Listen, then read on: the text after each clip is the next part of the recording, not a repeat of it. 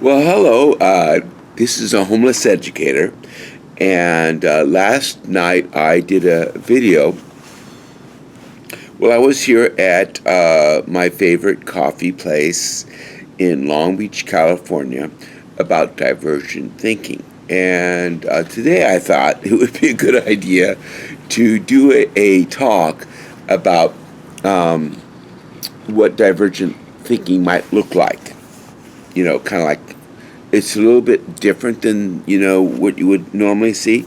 So let me tell you, when my son was 4 or 5, I heard this statistics that 85 to 90% of all physical and sexual abuse to children is from family, friends, and neighbors. So I told my son, don't talk to family, friends, or neighbors. Talk to as many strangers as he likes. No stranger danger in my family. I'm pretty certain that you've never heard anybody say that before. That's what divergent thinking is. Now, if you stop and think about it for a second, if you tell your children to be shy and acquiesce to strangers, guess what victimizers like? They're like the shy kids. And when a child is afraid, they get deer in the headlights and they can't think.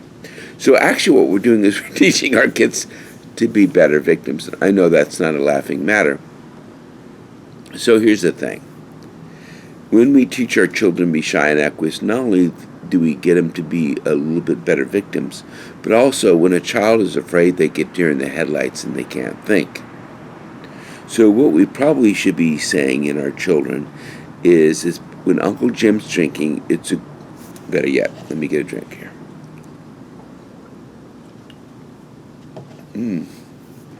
Whoa. Okay. When Uncle Jim's drinking, it's a good idea to give him space. Here's the thing, is that my son is now 32 years old. He grew up very close to a crime area in Norwalk, what they call the one-ways, and he's never been physically or sexually abused, simply because he was aware of his environment. Here's the thing. I would suggest that every parent that's out there go ahead and Google this, what I'm about to say. The crime has actually gone down. And not because we have a lot of police officers, which we do. But I was pushed forward that the reason crime has gone down is because of science, and that's DNA. If a victimizer commits a crime and he leaves any DNA, whether it be sweat, hair, or whatever, on his victim, and even if he doesn't have his DNA on record in the police department, one of his relatives has probably done a little Ancestry Now or some other type of DNA just to figure out where they come from. And through relative DNA, you can actually track back to find the potential victim. So crime has gone down. In fact, actually, there hasn't been a serial killer in a long time, and that may be something that a history thing, kind of like Jack the Ripper. I mean, we probably won't have serial killers in the future. So here's the thing. Crime has gone down, but yet fear of the community has gone up. So they don't track it with each other. In other words, if fear goes down, then crime, in other words, if crime goes down, fear should go down. But what's happening is that parents are doing these things called play dates and helicopter parents.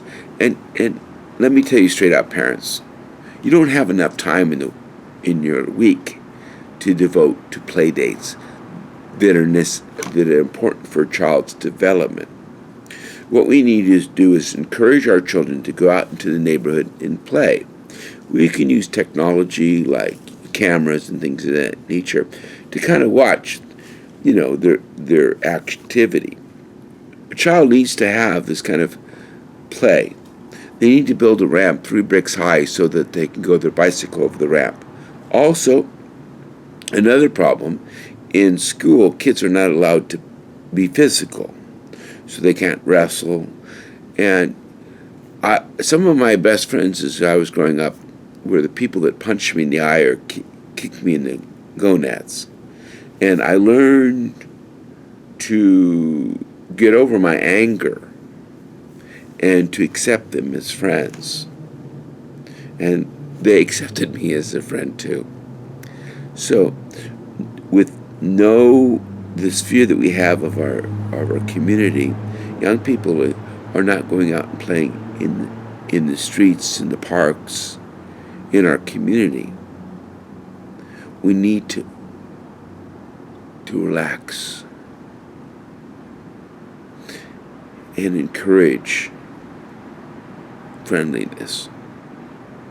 Please subscribe to my channel because I would like to present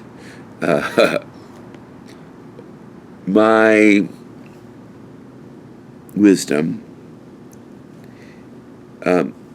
and things that I've learned over the years that might help your family, friends, and even your children live a life of fulfillment.